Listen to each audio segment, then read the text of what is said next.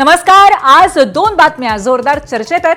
पुराच्या या कठीण काळामध्ये दसरा मेळाव्यावरती रंगलेलं राजकारण आणि एशिया कपमध्ये पाकिस्तानची नांगी ठेचल्यानंतर भारताने ट्रॉफी घ्यायला नकार दिल्यावरती पेटलेला वाद. झिरो अवरमध्ये आपण या दोन विषयांचे सगळे पैलू पाहणार आहोत, चर्चाही करणार आहोत आणि त्यासाठी मी पूर्वी भावे तुमचं स्वागत करते.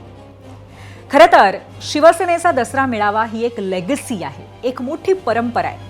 दसरा मेळावा म्हटलं की डोळ्यासमोर आठवणीतलं चित्र दिसतं. शिवाजी पार्कामध्ये जमलेली तौबा गर्दी, भाषणाची प्रचंड उत्सुकता, शिवसेनेचं जंगी शक्ती प्रदर्शन आणि बाळासाहेब ठाकरेंनी जनसागरासमोर केलेल्या गर्जना. पण शिवसेनेमध्ये उभी फूट पडली आणि हे मेळावेही फुटले. याआधी मेळाव्यांवरनं वाद झाले नाही आहेत किंवा ते रद्द झाले नाहीत असं नाही आहे, पण शिवसेना फुटल्यानंतर दसरा मेळावा आणि वाद हे एक नवीन समीकरण झाले. आता यावेळेचं वादाचं ताजं निमित्त आहे भाजप नेत्यांनी उद्धव ठाकरेंना दिलेला सल्ला. शिवाय पावसामुळे मैदानांमध्ये झालेला चिखल आणि दसऱ्याच्या दिवशी पावसाचं सावट हे वेगळंच. एकीकडे मुंबईतील मेळावे राजकारणाचं केंद्र झालेत, तर तिकडे अमरावतीला संघाच्या विजयादशमीच्या उत्सवाबद्दलही वाद निर्माण झालेला आहेच. सरन्यायाधीश भूषण गवईंच्या मातोश्रींना सोहळ्याचं निमंत्रण हे या वादाचं कारण आहे आणि या विषयावरही आपण चर्चा करणार आहोत. पण त्याआधी पाहूयात आज आम्ही तुम्हाला विचारलेला प्रश्न आणि त्यासाठी जाऊयात झिरो अवरच्या पोल सेंटरला. आजचा आपला प्रश्न आहे, पाऊस आणि पुराच्या पार्श्वभूमीवर दसरा मेळाव्यांचं स्वरूप कसं असावं असं वाटतं? भव्य, साधं किंवा ऑनलाईन? तुम्ही अजूनही आम्हाला तुमचा कौल देऊ शकता. आजचा हा पहिला प्रश्न आहे, तेव्हा लवकरात लवकर वोट करा आणि लवकरच आपण याचा कौल बघूया.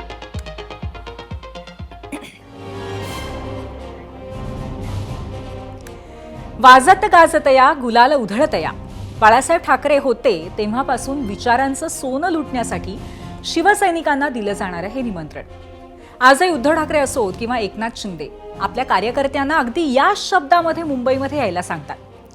यंदाही दसऱ्याला म्हणजे 2 ऑक्टोबरला शिवाजी पार्कामध्ये ठाकरेंच्या शिवसेनेचा आणि आझाद मैदानात शिंदेंच्या शिवसेनेचा मेळावा होऊ घातलाय. पण महाराष्ट्रातल्या पूरस्थितीवरती सुरू असलेलं राजकारण इथेही येऊन भिडलंय. ठाकरेंच्या शिवसेनेला भाजपच्या नेत्यांनी एक वेगळाच सल्ला दिलाय. राज्यामध्ये पूरस्थिती असताना उद्धव ठाकरेंनी मेळावा घ्यायचा की नाही हे ठरवावं असं सांगत हा मेळावा ऑनलाईन घेण्याचं मंत्री चंद्रकांत पाटील यांनी आडमार्गाने सुचवलंय. तर भाजपचे मुख्य प्रवक्ते केशव उपाध्ये आणखी पुढे जात ठाकरेंनी हा मेळावाच रद्द करण्याचा सल्ला दिला. मेळाव्यावरती खर्च करण्यापेक्षा तो पैसा पूरग्रस्तांना दिला पाहिजे असं म्हणत त्यांनी ठाकरेंना डिवचलंय.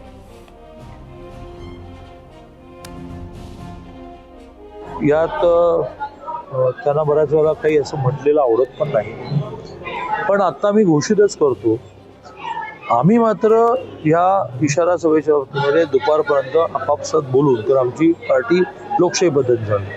पण मी सुतोवाच केलंय सकाळी उतरल्यापासून शहर अध्यक्षाकडे की आपण ही सभा ऑनलाईन करू.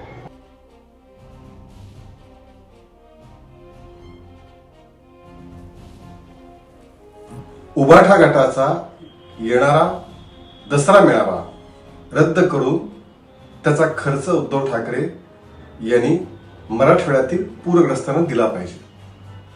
खरं म्हणजे मराठवाड्याचा उद्धव ठाकरे दौरा करून आले. 5 जिल्ह्यांचा तब्बल 3 तास त्यांनी दौरा केलाय आणि तिथून आल्यानंतर त्यांनी दुःख, वेदना सगळ्या व्यक्त केल्या. पण उद्धव ठाकरे आता वेळ खरी आहे ती शब्दाला जागण्याची, प्रत्यक्ष उतरण्याची. आता भाजपकडनं असे सल्ले यायला लागल्यावरती ठाकरेंचे नेते गप्प बसणं शक्यच नाही. आम्हाला सल्ला देण्याची काही गरज नाहीये अशा शब्दामध्ये संजय राऊतांनी भाजपला झिडकारलंय. तसंच मेळाव्यातील ठाकरेंच्या भाषणातनं राज्याच्या राजकारणाला दिशा मिळेल असंही ते म्हणाले. मुंबईच्या माजी महापौर किशोरी पेडणेकरांनीही भाजपच्या नेत्यांना लक्ष केलं. अपवाद वगळता शिवसेनेचा दसरा मेळावा कायम शिवाजी पार्कातच झालाय. ज्यांना पक्षात किंमत नाही त्यांच्यावर काही बोलायचं नाही असं म्हणत किशोरीताईंनी चंद्रकांत दादांवरती तोफ डागली आहे. उद्धव ठाकरेंनी दसरा मेळावा रद्द करावा आणि त्याचा जो खर्च आहे तो पूरग्रस्तांना द्यावा अशी टीका जी आहे नाही करणार, नाही करणार, काही गरज नाही. त्यांनी आम्हाला सल्ला द्यायची गरज नाही. यापूर्वी सुद्धा अनेक संकटामध्ये, अतिवृष्टीमध्ये हे मेळावे झालेले आहेत. या मेळाव्यातूनच महाराष्ट्राच्या राजकारणाला दिशा मिळेल, मराठवाड्याच्या पूरपरिस्थितीवर त्याच्यावर भाष्य केलं जाईल. हा मेळावा महाराष्ट्रासाठी आहे, जनतेसाठी. आम्हाला भारतीय जनता पक्षाकडून उधारीचं ज्ञान घ्यायची गरज नाही. कोविड काळ सोडला आणि बाळासाहेब असताना म्हटलं दोनदा प्रचंड त्याच दिवशी पाऊस कोसळला. तर ते सोडले तर आमचे दसरे मेवाळे दणक्यात जल्लोषात याच्यावर झाले आहेत शिवाजी पार्कवर. त्यामुळे शिवाजी पार्कवर तेवढ्याच ताकदीने होणार. काही पक्षातील नेते असं म्हणतात आहेत की तुम्ही दसरा मेळावा हा ऑनलाईन पद्धतीने घ्यावा, तर काही म्हणतात आहेत की दसरा मेळाव्याला लागणारा खर्च हा जो आहे तो महाराष्ट्रातील जो पूरग्रस्त शेतकरी त्यांना द्यावा.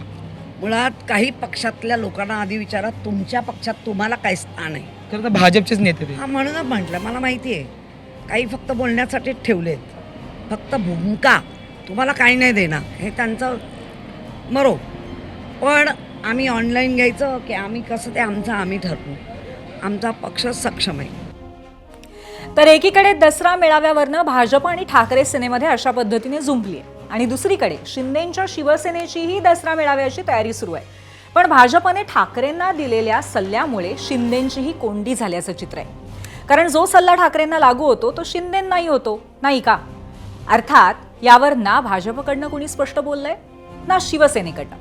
ज्याप्रमाणे ठाकरे सेना मेळावा घेण्यावरती ठाम आहे तसं शिंदे देखील आहेत. आझाद मैदानाच्या शिवसेनेच्या मेळाव्याची तयारीही सध्या जोरदार सुरू आहे.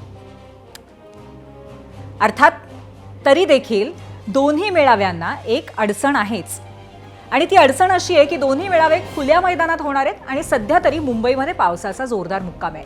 शिवाजी पार्क आणि आझाद मैदानामध्ये तर चिखलाचं साम्राज्य आहे.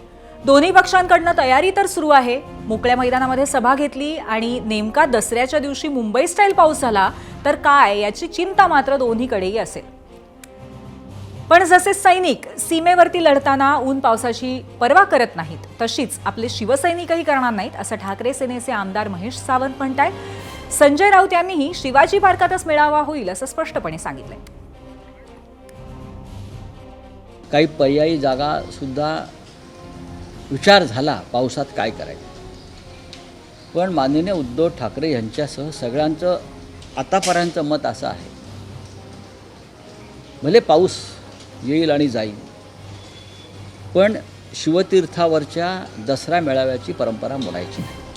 मराठवाड्यातल्या शेतकरी गेले अनेक दिवस 4, 5, 6 दिवस झाले हा चिखल पाण्या शेतात आहे. दसरा मेळावा 2, 3, 4 तासासाठी आम्ही जमू आणि हा मेळावा करू याच्यावरती पक्षामध्ये एकमत आहे. शिवसेनेच्या स्थापनेपासनं गेली 59 वर्ष शिवाजी पार्कामध्ये दसरा मेळावा होतोय. त्याला मोजके अपवादही होते. काही वेळा मेळावाच रद्द करावा लागला तर कधी ठिकाण बदलावं लागलं. पण असं कधी कधीच घडलंय. त्यामुळे एकंदरीतच या संपूर्ण मेळाव्यांचा इतिहास काय आहे आणि कधी कधी अशा पद्धतीने मेळावे रद्द करावे लागलेत हे पाहण्यासाठी जाऊयात आमच्या मीडिया सेंटरला. दसरा मेळावा परंपरेचे अपवाद आपण केवळ बघतोय. शिवसेनेच्या इतिहासामध्ये आतापर्यंत फक्त 2 वेळा मेळावे रद्द झालेले आहेत. 2006 मध्ये पावसामुळे शिवाजी पार्कात चिखल झाला होता, मेळावा रद्द झाला. आणि 2009 मध्ये आचारसंहितेमुळे निवडणुकीच्या आचारसंहितेमुळे दसरा मेळावा लांबणीवरती पडलेला.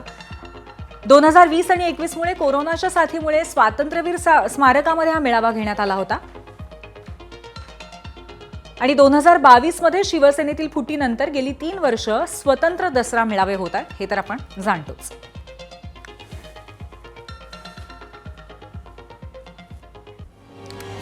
इथे मुंबईमध्ये 2 शिवसेनेची तयारी सुरू आहे तर राज्यभरामध्ये राष्ट्रीय स्वयंसेवक संघाचे विजयादशमी उत्सव होत आहेत. संघाला 100 वर्ष पूर्ण होत असल्यामुळे यंदाच्या उत्सवात विशेष उत्साह आहे. मुख्य सोहळा नागपुरात होतोय तर सर्व शहरांमध्ये उत्सवांची लगबग दिसतेय. काल नंदुरबारमध्ये मुसळधार वारा आणि पाऊस सुरू असताना पथसंचलन झालं. यावेळी मोठ्या संख्येने स्वयंसेवक हजर होते. या आठवड्यामध्ये अनेक शहरांमध्ये अशी संचलनं पाहायला मिळाली आणि किंबहुना आणखीन अशी संचलनं पाहायला मिळतीलही. आणि हाच धागा पकडून ठाकरे सेनेनं भाजपला खिंडीत गाठण्याचाही प्रयत्न केला. चंद्रकांत पाटलांनी आपल्याला सल्ला देण्याऐवजी संघाकडे आपला प्रस्ताव ठेवावा असं सुषमा अंधारेंनी सुचवलेलं आहे. पाहूयात. राष्ट्रीय स्वयंसेवक संघाला हा प्रस्ताव का बरं ठेवत नाही आहात? कारण राष्ट्रीय स्वयंसेवक संघाचं जे सशस्त्र संचलन आहे, खरं तर सत्ता तुमचीच असताना आत्ता तुम्हाला वेगळं संचलन करण्याची आणि पुन्हा काही वेगळी कुणाला शक्ती प्रदर्शन करण्याची गरज नाही. पण तरीसुद्धा मला वाटतं की हा प्रस्ताव आपण एकदा राष्ट्रीय स्वयंसेवक संघाचे सरसंघ संचालक श्री मोहन भागवतजी यांच्याकडे ठेवावा. अमरावतीत होऊ घातलेल्या विजयादशमी उत्सवामध्ये मात्र वेगळा स्वादाचा मुद्दा पुढे आलाय. सरन्यायाधीश भूषण गवई यांच्या मातोश्री कमलताई उत्सवाच्या प्रमुख पाहुण्या असतील. 5 ऑक्टोबरला उत्सव होईल अशा निमंत्रण पत्रिकाही छापल्या गेल्या. पण आता सोशल मीडियावरती कमलताईंच्या नावाने एक पत्र व्हायरल होतंय. त्यात कार्यक्रमाला जाणार नसल्याचा उल्लेख आहे. हे पत्र बोगस असल्याचंही सांगितलं जात आहे. पण स्वतः कमलताईंनी याबाबत अजून भाष्य केलेलं नाहीये, त्यामुळे काहीसा संभ्रम हा आहेच. मात्र हे आमंत्रण स्वीकारल्याचं त्यांचे पुत्र राजेंद्र गवई यांनी स्पष्ट केलंय. अर्थात कमलताई कार्यक्रमाला जाणार किंवा नाही हे राजेंद्र गवईंनी स्पष्टपणे सांगितलेलं नाहीये. ते नेमकं काय म्हणाले ते आपण पाहूया. आज भूषणजी एका मोठ्या पदावरती पोहोचलेले आहेत. गवई साहेबांचे जे काही विरोधक होते त्यांच्या पोटात दुखतंय आणि त्याच्यामुळे उलट्या सुलट्या ज्या सोशल मीडियावरती जे काही लिहिलं जाते ते गवई साहेबांचे विरोधक मुद्दामून भूषणजी मोठ्या पदावरती गेल्यामुळे त्यांच्या पोटात दुखत असल्यामुळे ते करीत आहेत. तेव्हा ठीक आहे, उलट्या सुलट्या होत आहेत, पण काही पॉझिटिव्ह रिॲक्शनसुद्धा आहेत. त्याच्यामुळे मी त्याच्याकडे फारसं दुर्लक्ष करतोय. मी आईसाहेबांना तर सांगेल की अजून आईसाहेबांनी निर्णय घेतलेला आहे. तुम्ही कोणताही निर्णय घ्या, एक मुलगा म्हणून आणि रिपब्लिकन पार्टी ऑफ इंडियाच्या सरचिटणीस म्हणून मी खंबीरपणे त्यांच्या पाठीमागे उभा राहील. तर सध्या कमलताईंच्या संभाव्य उपस्थितीवरनं हा वाद निर्माण झाला असला तरी इतिहास काही वेगळंच सांगतो. 1981 साली झालेल्या संघ शिक्षा वर्गाच्या समारोपाला रिपब्लिकन पक्षाचे ज्येष्ठ नेते आणि कमलताईंचे पती रासू गवई हजर होते. तेव्हाच्या दैनिकांमध्ये छायाचित्र सुद्धा छापून आलेलं होतं. शिवाय संघाच्या व्यासपीठावरती आतापर्यंत अनेकदा अन्य विचारसरणीतील प्रमुख पाहुणे येऊन गेलेले आहेत. माजी राष्ट्रपती प्रणव मुखर्जी हे याचं सगळ्यात मोठं उदाहरण आहे. आता असं असताना कमलताई गवईंनी संघाच्या उत्सवाला प्रमुख पाहुण्या होण्यावरनं निर्माण झालेला वाद अनाठायी आहे असंच म्हणावं लागेल.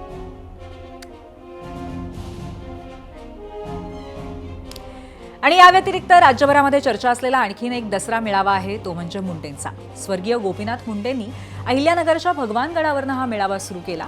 त्यांच्या कन्या पंकजा मुंडेंनी ही परंपरा कायम राखली. विशेषतः मराठवाड्यातील ओबीसी समाज आणि ऊसतोड कामगार या मेळाव्याला मोठ्या संख्येने येतात. याच मेळाव्यामध्ये मुंडे आपली राजकीय भूमिकाही मांडत असतात. मध्यंतरी भगवानगडाचे महंत नामदेव शास्त्री यांच्याशी पंकजाताईंचे खटके उडाले आणि त्यांनी आपला मेळावा बीड जिल्ह्यातल्या भगवान बाबांच्या जन्मस्थळी नेला. गेल्या वर्षी सावरगावमधल्या या मेळाव्याला पंकजाताईंचे चुलत भाऊ आणि माजी मंत्री धनंजय मुंडे सुद्धा अनेक वर्षांनी हजर राहिले होते. यंदा सुद्धा सावरगावलाच मेळावा होणारा असला तरी महापुराच्या पार्श्वभूमीवर तो साधेपणानं होईल अशी माहिती मुंडेंच्या कार्यालयातनं देण्यात आली आहे. तर दसरा मेळाव्यावरनं जे काही राजकारण सुरू आहे त्याबद्दल चर्चा करण्यासाठी आता आपल्यासोबत आहेत भाजपचे माध्यम प्रतिनिधी नवनाथ बन. त्यांच्याशी आपण चर्चा करणार आहोत. पण त्याआधी आपण पाहूयात आज आम्ही विचारलेल्या प्रश्नावरती प्रेक्षकांनी काय मत नोंदवलंय ते. त्यासाठी जाऊयात मीडिया सेंटरला. आजच्या प्रश्नावरती पहिल्या प्रश्नावरती आलेल्या प्रतिक्रिया आपण बघतोय. ऋषिकेश गोरे यांनी एक्सपोस्टवरनं प्रतिक्रिया दिली आहे. भव्य असावा की साधा हा त्यांचा वैयक्तिक प्रश्न आहे, कारण मेळावा जनतेच्या पैशातनं होत नाही, पण महायुती सरकार जनतेचा पैसा जाहिरातबाजीवरती खर्च करते हे नक्की लक्षात घ्यायला हवं.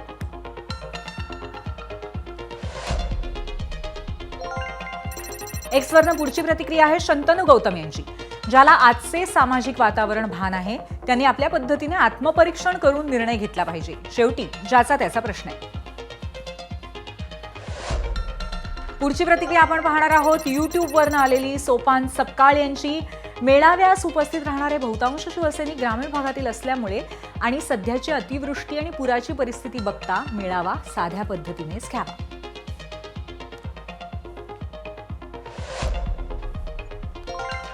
युट्यूबवरनं आपल्याला प्रसाद माने पुढची प्रतिक्रिया देत आहेत. महाराष्ट्रामध्ये शेतकऱ्यांचं मोठं नुकसान झालंय तरी सुद्धा दसरा मेळावा ऑनलाईन कोणीच घेणार नाही. पालिका निवडणुकीच्या पार्श्वभूमीवर यंदाचा दसरा मेळावा नेत्यांसाठी महत्त्वाचा आहे.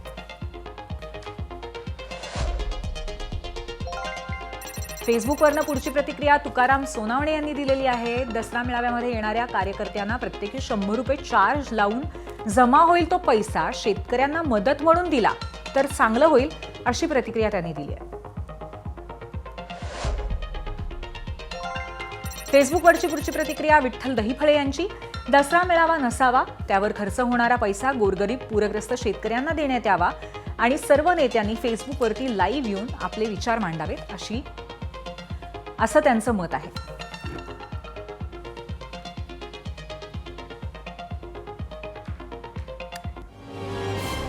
तर या सगळ्या मुद्द्यांवरनं आपल्यासोबत आता भाजपचे नवनाथ बन आहेत आणि त्यांनाही विचारूयात की याबद्दल त्यांना काय वाटतंय. नवनाथजी, आपलं स्वागत आहे एबीपी माझामध्ये.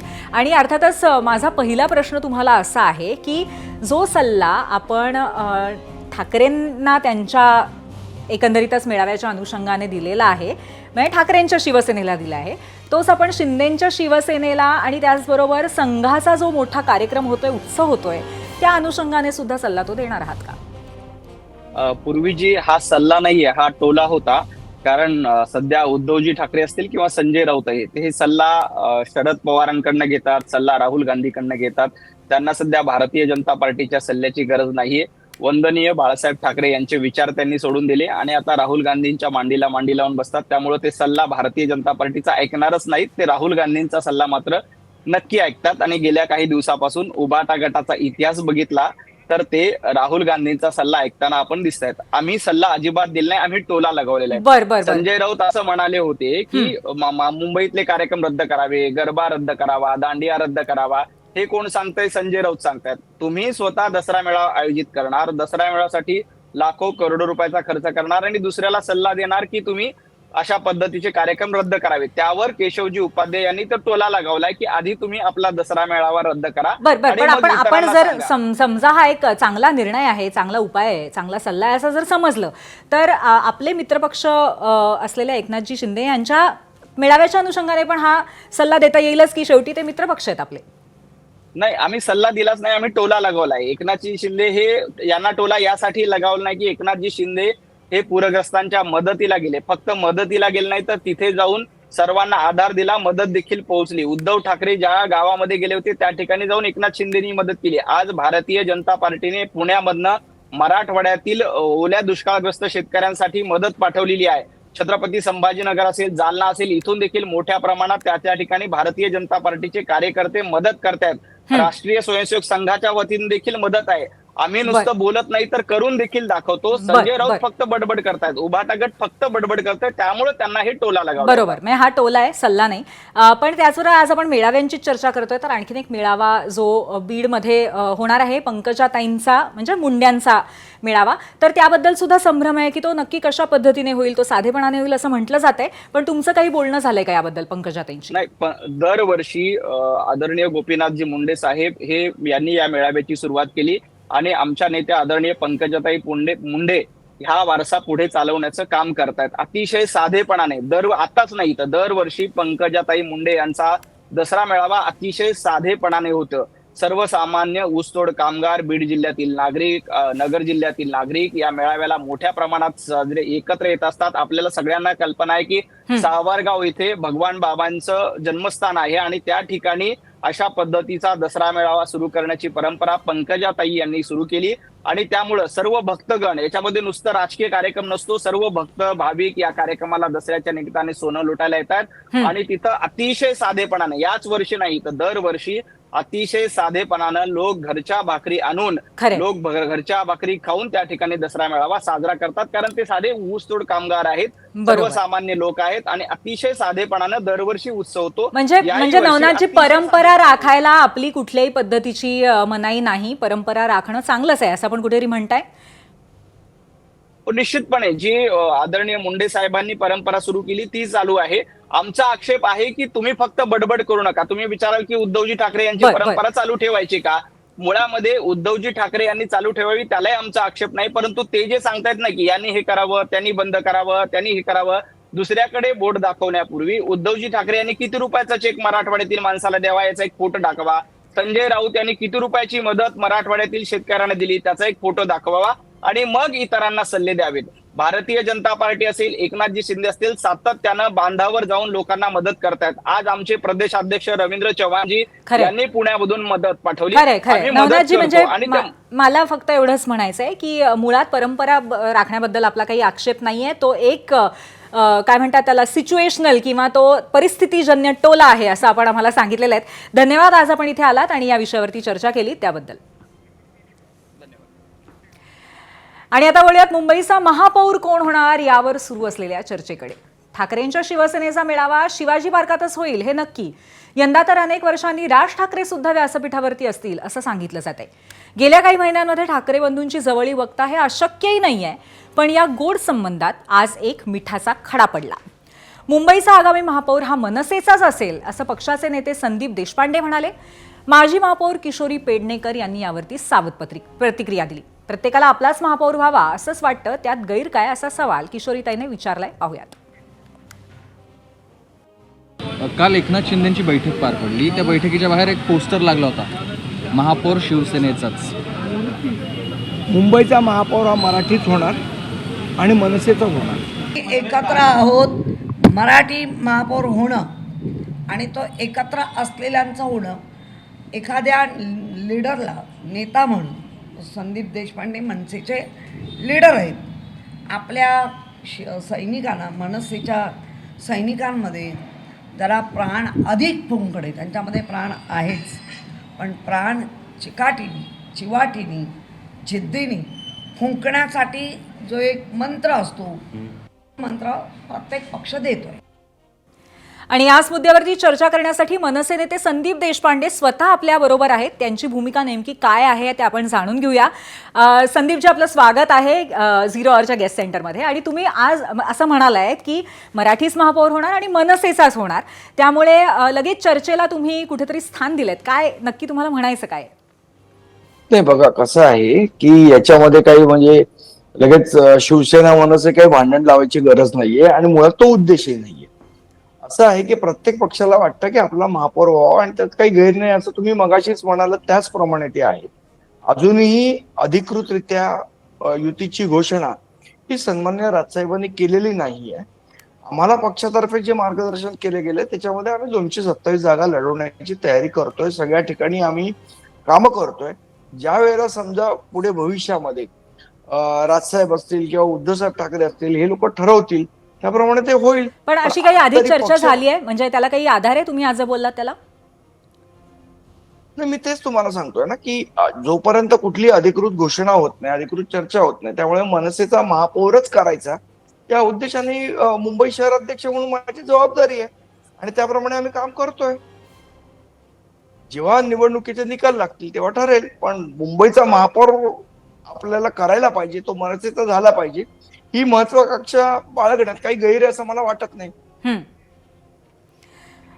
बरं, आणि या संदर्भामध्ये एकतर दोन्ही ठाकरे बंधूंमध्ये काही बोलणं झालंय काय ते तुम्ही आम्हाला सांगू शकता का? आणि दुसरी आणखीन महत्त्वाची गोष्ट म्हणजे आगामी दसरा मेळावा, तिकडे पण लक्ष लागलेलं आहे. तुम्ही आत्ता ऐकलं असेल, मी म्हणाले की राज ठाकरे पण मंचावर दिसणार का, याची उत्सुकता आम्हाला आहे. तर त्याबद्दल काय सांगाल? असं वाटतं मुळात हा जो मेळावा आहे हा शिवसेना पक्षाचा मेळावा आहे. जो परंपरागत दसरा मेळावा त्यांचा साजरा होतो दसऱ्याच्या दिवशी. महाराष्ट्र नवनिर्माण सेना हा वेगळा पक्ष आहे आणि आमचा मेळावा हा गुढीपाडव्याला शिवतीर्थावर साजरा होतो. मला वैयक्तिकरित्या तरी वाटत नाही की सन्मान्य राजसाहेब ठाकरे दसरा मेळाव्याला उपस्थित असतील किंवा तशा प्रकारचं बोलवणंही शिवसेनेकडनं यायचं काही एक्सपेक्टेशन नाहीये आणि तशी अपेक्षाही नाहीये. शेवट त्यांच्या पक्षाचा मेळावा आहे, दुसऱ्या पक्षातल्या लोकांना का बोलवतील, म्हणजे याच्यात काय लॉजिक आहे मला माहित नाही. नक्कीच धन्यवाद. तुमच्या संपूर्ण आजच्या वक्तव्याबद्दल आमच्याशी तुम्ही चर्चा केलीत आणि त्याचबरोबर पुढे काय घडतं याबद्दल आम्ही वेळोवेळी नक्कीच तुमच्याशी चर्चा करत आहोत. धन्यवाद संदीपजी. धन्यवाद. आणि आता वेळ झालेली आहे आमच्या आजच्या पहिल्या प्रश्नावरती तुम्ही दिलेला कौल पाहण्याची. त्याच्यासाठी जाऊयात पोल सेंटरला.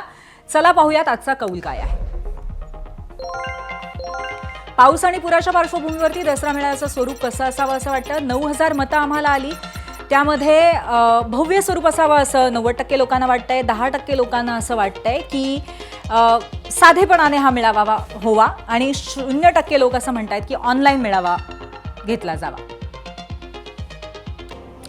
भारत पाकिस्तानमधल्या या मैदानातल्या तणावाच्या पार्श्वभूमीवर आम्ही तुम्हाला एक प्रश्न विचारला होता, तो पाहण्यासाठी आपण जाऊयात पोल सेंटरला. आजचा आपला दुसरा प्रश्न आहे, दहशतवादाला थारा देणाऱ्या पाकिस्तानच्या संघावरती आयसीसीनं बंदी घालावी असं वाटतं का, हो किंवा नाही? लवकरच आपण याचं उत्तरही पाहणार आहोत.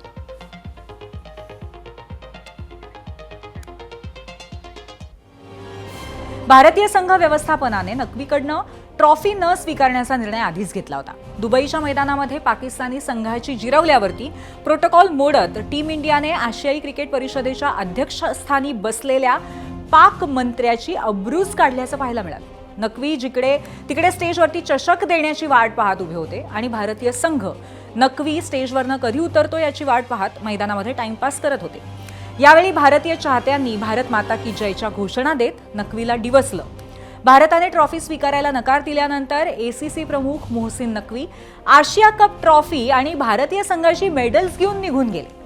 भारतीय संघाला विजेतेपदाचा किताब देऊनही ट्रॉफी न मिळाल्यामुळे भारतीय बोर्ड नाराज आहे.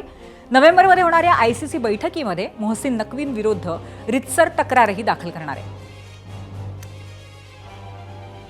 जो ट्रॉफी था और मेडल्स था भारतीय दल के लिए, जो चैंपियन हुआ है, वो जो चेयरपर्सन है एसीसी का, उन्होंने वो अपना साथ लेके होटल लेके चला गया. तो ये बहुत खराब बात हुआ है. इसका बारे में हम लोग आईसीसी में बहुत जोरदार एक प्रोटेस्ट डालेंगे.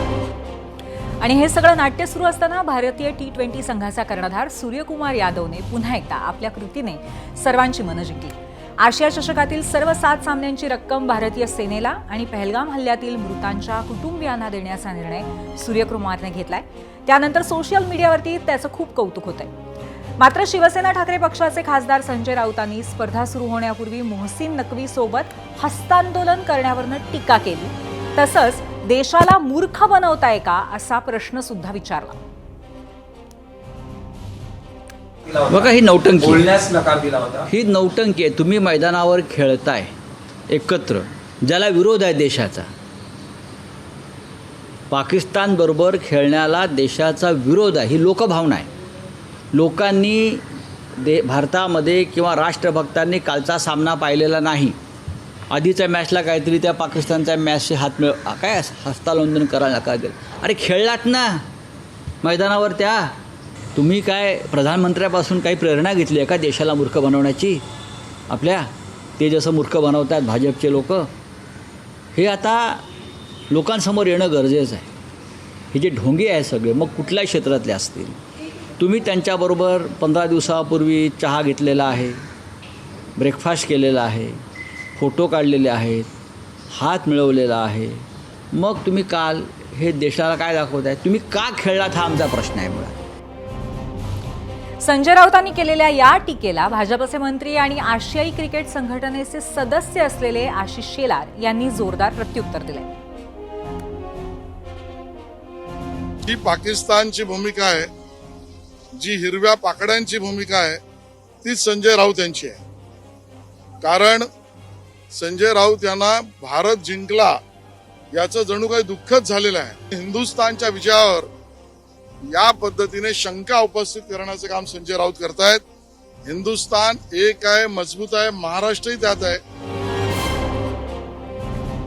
आणि क्रिकेटच्या मैदानामध्ये भारत पाकिस्तानमध्ये जो तणाव पाहायला मिळाला त्या पार्श्वभूमीवर आम्ही प्रश्न विचारला होता आणि त्यावर तुम्ही भरघोस प्रतिक्रिया दिल्या. त्यातल्या की निवडत प्रतिक्रिया आपण पाहूयात मीडिया सेंटरला. दहशतवादाला थारा देणाऱ्या पाकिस्तानच्या संघावरती आयसीसीनं बंदी घालावी असं वाटतं का, हा प्रश्न आहे. यावरती प्रतिक्रिया आपण पाहूयात. युट्यूबवरनं ऋषिकेश गोरे म्हणतायत, दहशतवादाला थारा देणाऱ्या राष्ट्राला जगभरातनं बहिष्कृत केलं पाहिजे. युट्यूबवरची प्रसाद माने यांची पुढची प्रतिक्रिया आहे. पाकिस्तानी खेळाडू हे दहशतवादाचे समर्थन करतात. भारतावरती हल्ले झाले तेव्हा ते गप्प बसून होते, त्यामुळे आयसीसीने त्यांच्यावर बंदी घालावी. फेसबुकवरनं सचिन गावकर यांची प्रतिक्रिया आहे. बंदीची मागणी करण्याआधी आपण त्यांच्यासोबत खेळणंच टाळायला हवं होतं.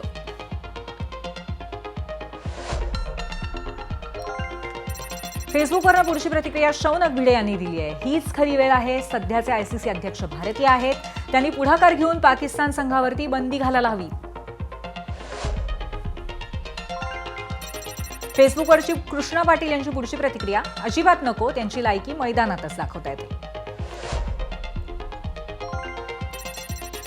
पाकिस्तानबरोबर खेळणाऱ्या सर्वच टीमवरती बंदी घाला, अनिकेत पाटोळे यांनी फेसबुकवरनं प्रतिक्रिया दिली. फेसबुकवरनं फहीम शेख यांनी प्रतिक्रिया दिली आहे, मनात असूनही बंदी घालू शकत नाही, कारण या दोघांच्या मॅचमुळे कमाई होते. इंस्टाग्रामची पुढची प्रतिक्रिया संतोष पवार यांची आहे, बंदी घातली तर राजकीय पक्षांना क्रिकेटवरून राजकारण कसं करायला मिळेल.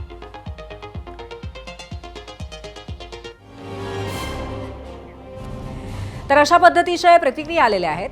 भारत पाकिस्तान क्रिकेटमधल्या तणावाच्या पार्श्वभूमीवर आता ज्येष्ठ क्रिकेट समीक्षक सुनंदन लेले आणखीन चर्चेसाठी आपल्यासोबत 0 आवरमध्ये उपस्थित आहेत. तर गेस्ट सेंटरला आपण त्यांच्याशी संवाद साधणार आहोत. सुनंदनजी, आपलं स्वागत आहे. आणि अर्थातच प्रश्न अनेक आहेत. तुम्ही काल दुबईमध्ये स्वतः उपस्थित होतात आणि टीम इंडियाने पाकिस्तानला हरवल्यावरती जे नाट्य घडलं ते तुम्ही प्रत्यक्ष पाहिलेत, काय सांगाल त्याबद्दल?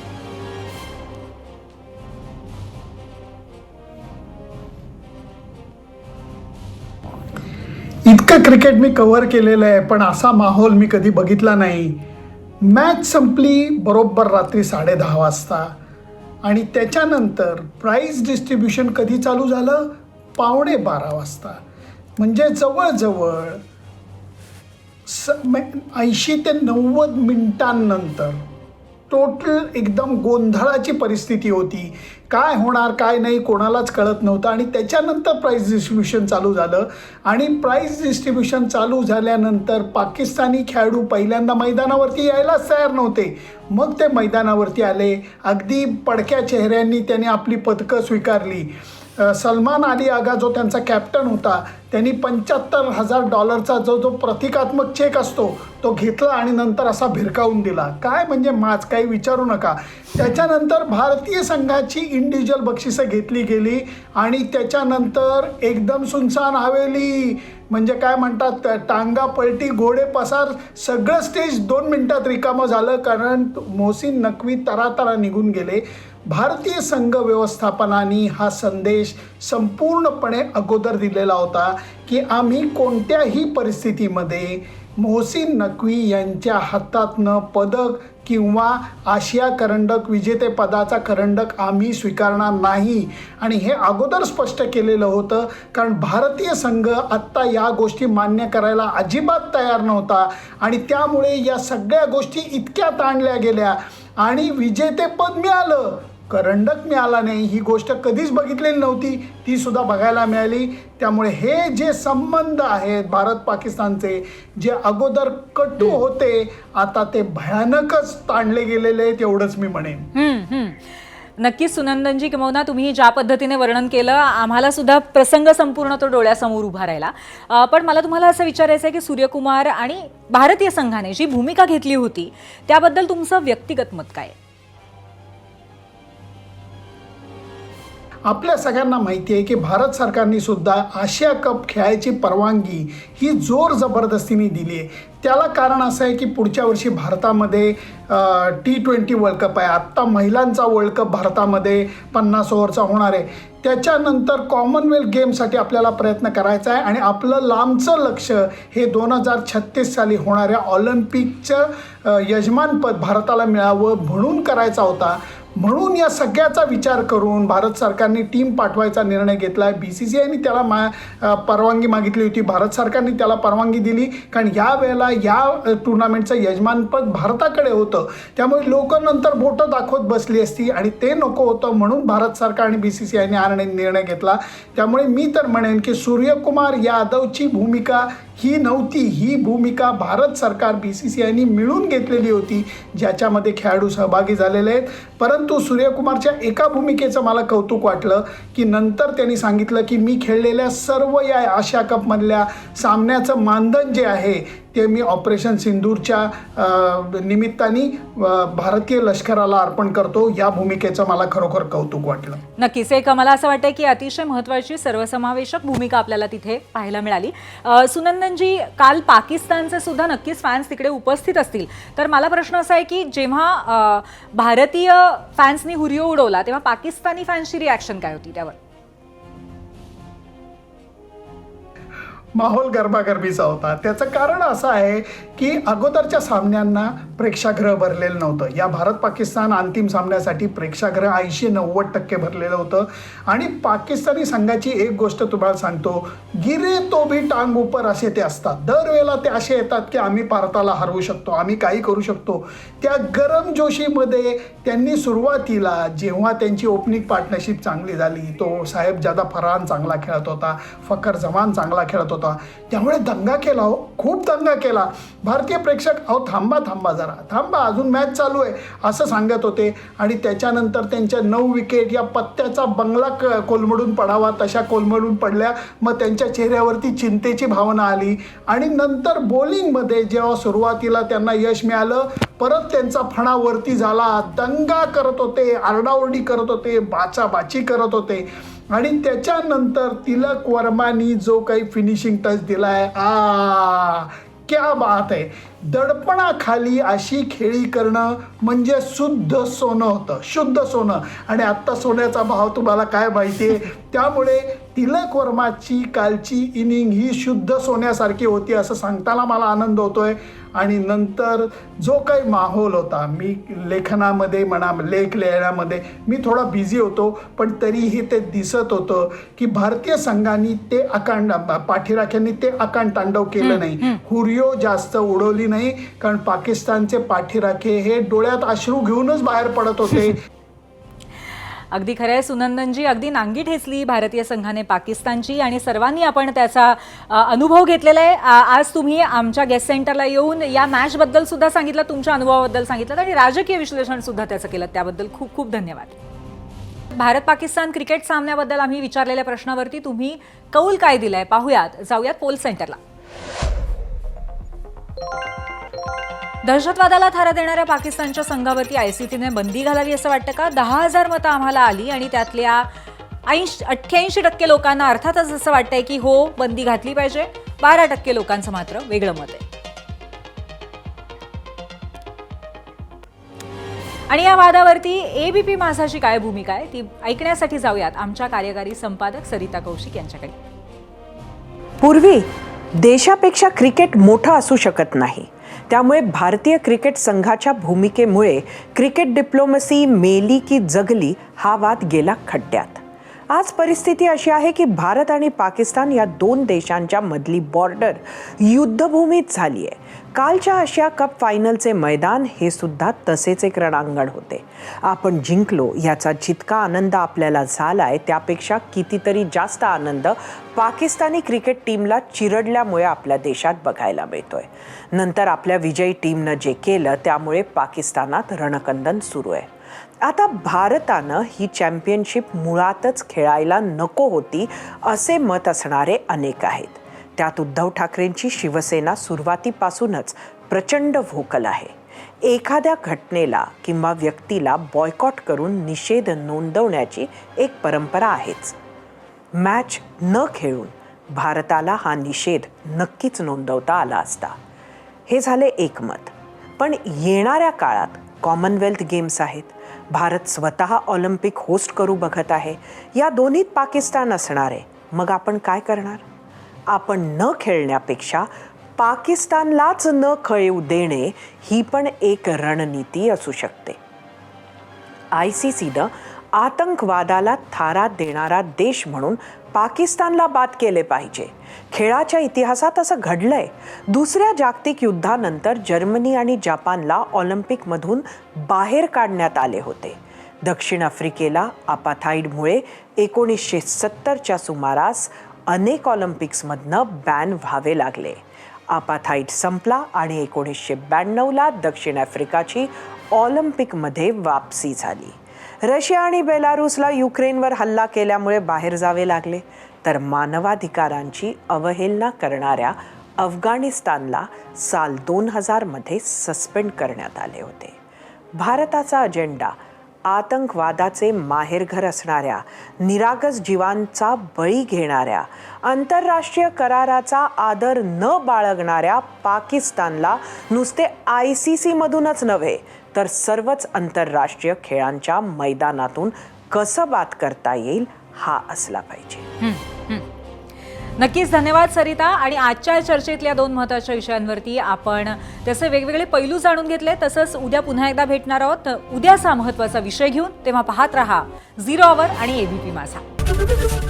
एबीपी माझा, उघडा डोळे बघा नीट.